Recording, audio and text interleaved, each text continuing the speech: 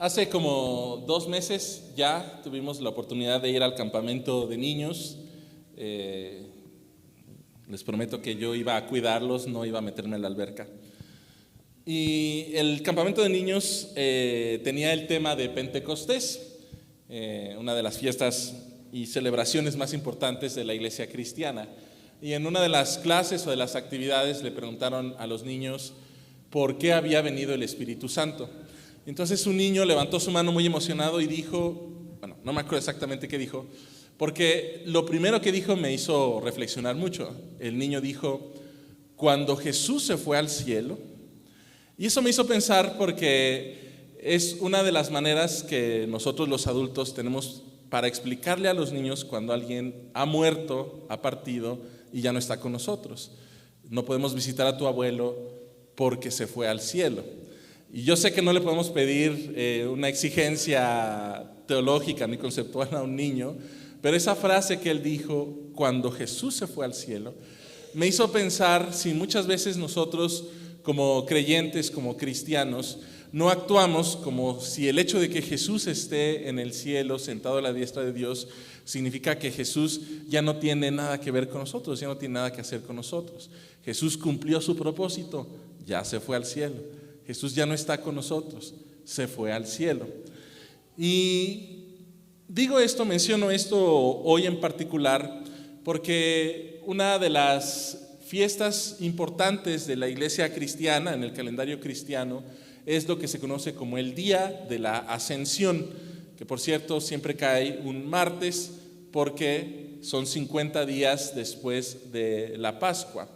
Y es a lo mejor porque es en martes, es una fiesta que olvidamos mucho porque no tenemos servicios los martes, no tenemos cultos los martes. Y la iglesia cristiana parece olvidarse de la importancia de esta realidad teológica, de que Jesús está sentado en el cielo, está en el cielo. Algo tan importante para nosotros, o debería ser tan importante para nosotros como lo fue para el apóstol Pablo en varios de sus escritos, para el evangelista Lucas, que Lucas conecta la resurrección, la ascensión y el Pentecostés como si fueran casi que un solo evento, y para los cristianos de los primeros siglos, la realidad de la ascensión de Cristo era tan importante que está declarada en el credo de los apóstoles. Creo en Dios Padre Todopoderoso, Creador del cielo y de la tierra, y en Jesucristo, su único Hijo, Señor nuestro, que fue concebido del Espíritu Santo, nació de la Virgen María, padeció bajo el poder de Poncio Pilatos, fue crucificado, muerto y sepultado, descendió a los infiernos, y al tercer día resucitó entre los muertos, subió al cielo, y está sentado a la diestra de Dios Padre Todopoderoso. Y es tan importante esta doctrina que mientras que todas las actividades de Cristo, fue concebido, padeció, nació, padeció, fue crucificado, murió, resucitó, subió al cielo, todas están en verbo en tiempo pasado, pero para decir que está sentado a la diestra de Dios es el verbo presente, indicando que la actividad de Cristo a la diestra de Dios todavía sigue vigente en la iglesia cristiana. Desde luego, decir que está sentado a la diestra de Dios no es una afirmación para preguntar dónde está Cristo, sino para preguntar qué está haciendo Cristo. Está sentado, como cantábamos, en su trono, gobernando a la diestra de Dios. Está gobernando a la diestra de Dios. Así que quisiera tomar unos minutos para que reflexionemos qué significa esta realidad de la ascensión de Cristo y qué tiene que ver con nosotros en nuestra vida personal.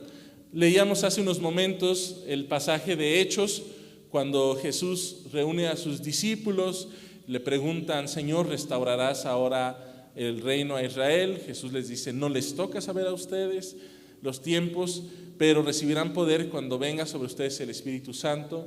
Y entonces Jesús sube al cielo, nos dice el relato de Hechos 1, del 9 al 11, mientras ellos lo miraban, fue llevado a las alturas hasta que una nube lo ocultó de su vista. Ellos se quedaron mirando fijamente al cielo mientras se alejaba. De repente se acercaron 2 hombres vestidos de blanco que les dijeron: Galileos, ¿qué hacen aquí mirando al cielo? Este mismo Jesús que ha sido llevado de entre ustedes al cielo vendrá otra vez de la misma manera que lo han visto irse. Jesús sube al cielo y dice la Escritura que una nube lo oculta de sus ojos y ya no lo pueden ver. Y obviamente los discípulos se quedan mirando arriba a ver qué iba a pasar, qué iba a suceder, dónde estaba Jesús. Pero llegan estos 2 varones vestidos de blanco y les dicen: no sigan mirando arriba, ahora vayan y cumplan la misión de Jesús de ser testigos. No miren arriba, sino miren alrededor. No miren arriba porque a Cristo ya no lo podemos ver porque está oculto allá arriba. Miren alrededor. Pero no sé ustedes, hermanos, a veces miramos arriba y no vemos a Cristo, miramos alrededor y tampoco vemos a Cristo. Al contrario, miramos toda clase de neblinas y de brumas en nuestra vida.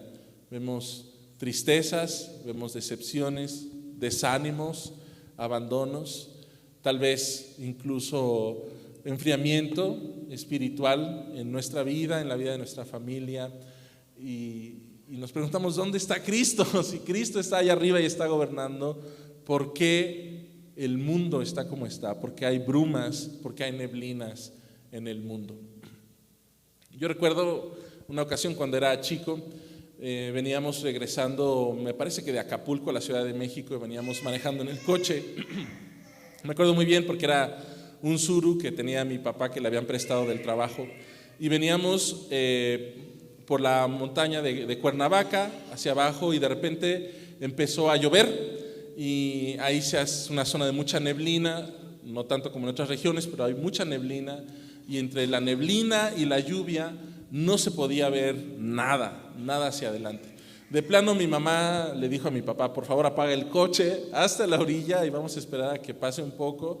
Obviamente tampoco eso tenía mucho sentido porque la neblina seguía y la lluvia seguía y teníamos que avanzar. Y a veces así es la vida cristiana, hay neblina por todos lados, hay tormentas alrededor. Detenernos no ayuda mucho, tenemos que avanzar. Pero yo de pequeño me preguntaba si no fuera posible que sacáramos, como los submarinos, un periscopio de nuestro coche, ¿no? Que se elevara alto hasta arriba y que nos permitiera ver hacia adelante qué hay después de la neblina. Si pudiéramos tener nosotros un periscopio, ¿verdad?, que saliera a lo mejor de nuestro corazón, que se levantara alto hasta arriba, donde está Cristo sentado, y desde arriba pudiéramos ver hacia adelante qué es lo que nos espera, ¿no sería la vida bastante más llevadera? Déjenme decirles que la Biblia nos dice que nosotros tenemos esa capacidad de tener una visión espiritual de tal manera. El apóstol Pablo, leíamos en Efesios 1 del 15 al 23, tiene una oración que él hace por la iglesia de Éfeso. Pero hermanos, apropiémonos también de esa oración para nosotros. Es una oración en la que Pablo pide al Señor que le dé a su iglesia y que nos dé a nosotros una capacidad tal de ver más allá de nuestras circunstancias y de la neblina, como si tuviéramos ese periscopio espiritual que nos conecta con Cristo y que nos permite ver lo que Cristo está haciendo en nuestras vidas, y tener fe y tener fortaleza mientras navegamos en los valles de oscuridad y de nubes. Efesios 1, versículo 17, el apóstol Pablo hace una oración y quiero leerla porque es una oración muy profunda.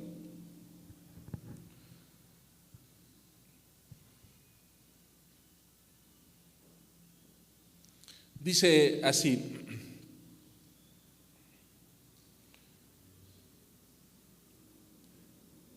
desde el versículo 15, desde que me enteré de su profunda fe en el Señor Jesús y del amor que tienen por el pueblo de Dios en todas partes, no he dejado de dar gracias a Dios por ustedes. Los recuerdo constantemente en mis oraciones. Y aquí viene: y le pido a Dios el glorioso Padre de nuestro Señor Jesucristo, que les dé sabiduría y percepción espirituales para que crezcan en el conocimiento de Dios. Pido que les inunde de luz el corazón.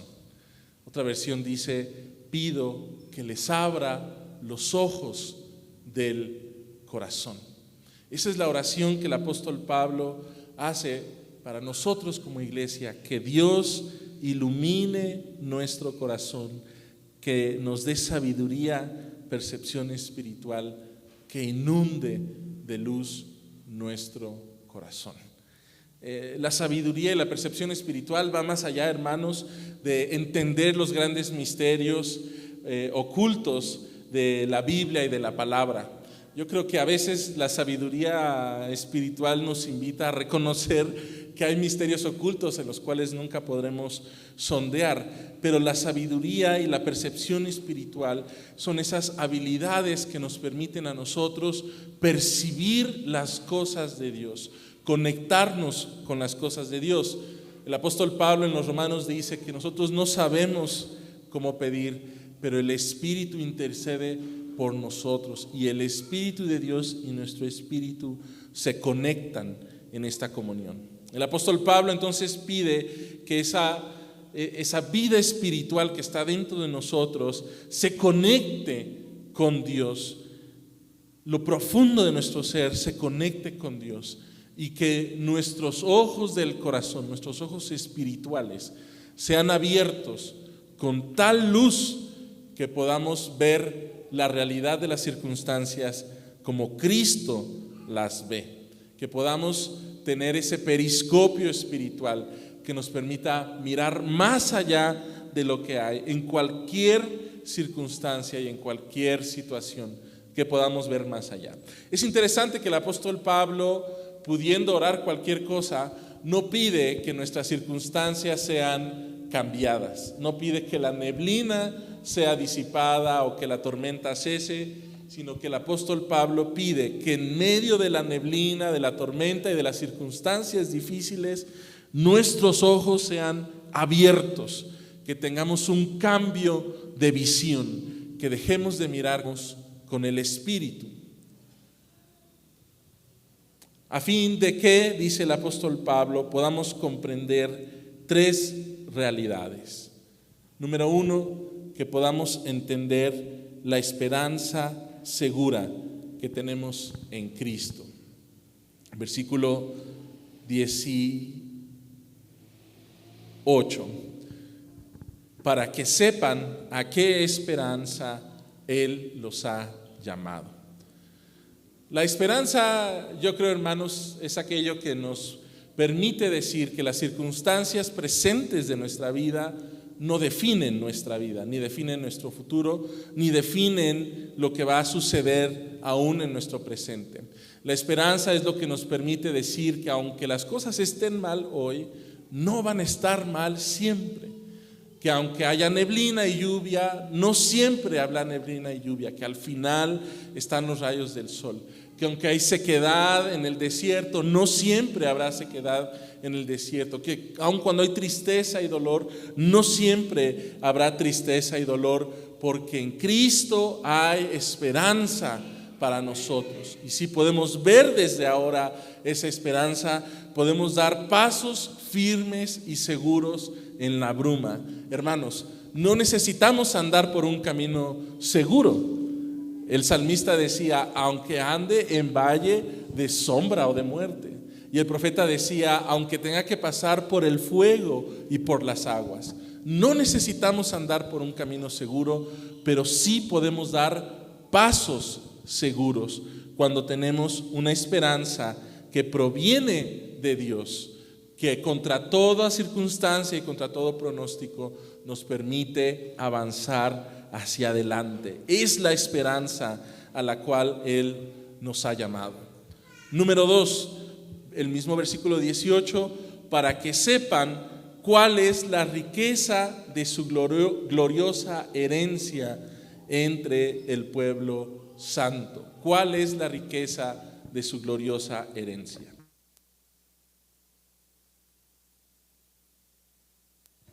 Podríamos pensar, hermanos, que se refiere a algo que el Señor nos ha prometido, y ciertamente el Señor ha hecho grandes promesas. Leíamos el libro de Apocalipsis al inicio del servicio. En los primeros versículos de Apocalipsis dice Jesucristo a las iglesias que el que permanezca fiel heredará con él la vida eterna. Jesús decía en las bienaventuranzas: bienaventurados los pobres, porque ellos heredarán la tierra. Pero hay una realidad también muy importante que no siempre estamos muy conscientes de ella, y es que nosotros somos la herencia, la heredad de Dios mismo. Dice en Deuteronomio 4:20: pero a ustedes el Señor los tomó y los sacó de Egipto, de ese horno donde se funde el hierro, para que sean el pueblo de su herencia, como lo son ahora. Deuteronomio 7:25: pues ustedes son un pueblo santo ante el Señor tu Dios. Él los ha escogido para ser su pueblo, atesorado por sobre otros pueblos de la tierra. Nosotros, hermanos, como iglesia, y cada uno de nosotros, somos la herencia del Señor. Somos esa moneda perdida que el Señor volteó toda la casa para ir a buscarla y encontrarla. Somos la oveja perdida que el Señor va por el campo, por los bosques, para encontrarnos. Nosotros somos la herencia, la heredad del Señor, y eso significa que somos amados por el Señor, que somos atesorados por el Señor. Una de las cosas más difíciles de la vida es cuando empieza a venir ese sentimiento diabólico y satánico que dice: el Señor ya no te ama, el Señor se ha olvidado de ti, ya no le importas al Señor. Pero el apóstol Pablo nos dice que podamos mirar con los ojos de Cristo y recordar que somos la herencia del Señor, que el Señor nos sigue amando, que el Señor no nos ha desechado, que el Señor no nos abandona, que le pertenecemos a Él y que Él nos pertenece. Somos amados, somos su herencia, somos lo valioso que Él tiene para nosotros. Él nos apartó para que seamos su especial tesoro, para darnos la vida eterna y para que también podamos participar de sus riquezas abundantes e inagotables, fuentes de la vida eterna. Entonces, la oración de Pablo, en primer lugar, es que nosotros podamos ver la esperanza a la cual nos ha llamado. En segundo lugar, que sepamos cuán rica herencia somos para el Señor. Y en tercer lugar, versículo 19, dice así: y cuán incomparable es la grandeza de su poder a favor de los que creemos. Cuán incomparable es la grandeza de su poder en favor de los que creemos. La tercera realidad a la cual el apóstol Pablo quiere que veamos es la increíble grandeza del poder de Dios. Cuando leemos la Reina Valera, hay una palabra ahí que se nos atraviesa: la supereminente grandeza del poder de Dios. Yo creo que los traductores no encontrarían una palabra más grande que supereminente, y esa fue la que se les ocurrió poner, porque el apóstol Pablo dice que es un poder grande, es un poder poderoso, es un poder infinitamente inagotable. Tanto así, dice el versículo 20, es el poder que Dios ejerció en Cristo cuando lo resucitó de entre los muertos y lo sentó en las regiones celestiales a su derecha. Hermanos, ese poder, dice el apóstol Pablo, que venció la muerte, que venció la cruz y que subió a Cristo al cielo a gobernar con Él, es el poder que está en nosotros, que actúa en nosotros, que se mueve dentro de nosotros. Es el poder que crea nueva vida, es el poder que crea y que hace posible que la esperanza se convierta. Es el poder de Dios que nos resucita actuando en nosotros. Dice el versículo 21 que Cristo está sentado muy por encima de todo gobierno y autoridad y poder, dominio y de cualquier otro nombre que se invoque no solo en este mundo, sino también en el venidero. Ese poder que subió a Cristo, que está sobre todas las cosas, es el mismo poder que actúa en nosotros. De manera, hermanos, que podemos hacer frente a las circunstancias de la vida. Podemos hacer frente a los poderes que se levantan en contra de nosotros, que se levantan en contra de nuestra iglesia. Podemos hacer frente a lo que venga, porque no hay arma forjada en contra de nosotros que pueda prevalecer, porque el poder de Cristo actúa en nosotros. No cualquier poder, no el poder que levantó al paralítico de Betesda, no el poder que levantó a Lázaro de los muertos, el poder que levantó a Cristo de la muerte y que lo subió al cielo y le dio toda autoridad. Ese poder actúa en nosotros. Juan Wesley decía que la persona que no vence en su vida cristiana no es porque no tenga poder, sino porque no usa el poder que ya tiene. Así que, hermanos, cuando hacemos frente a la vida difícil, a las circunstancias adversas, a la oscuridad, a la bruma, tenemos poder dentro de nosotros. La oración de Pablo es entonces que nuestros ojos sean llenos de tal luz, la luz de Cristo,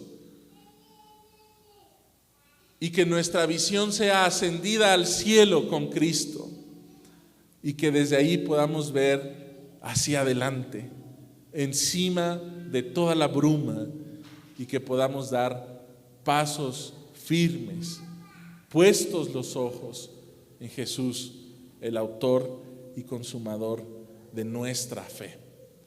Y hermanos, hermanas, yo sé que las circunstancias de la vida suelen ser muy complicadas, que puede haber mucho desánimo y esa lucha, ¿verdad?, de que Dios ya te abandonó, Dios ya no te quiere, Dios ya no está contigo, que es la más difícil, al menos en mi experiencia.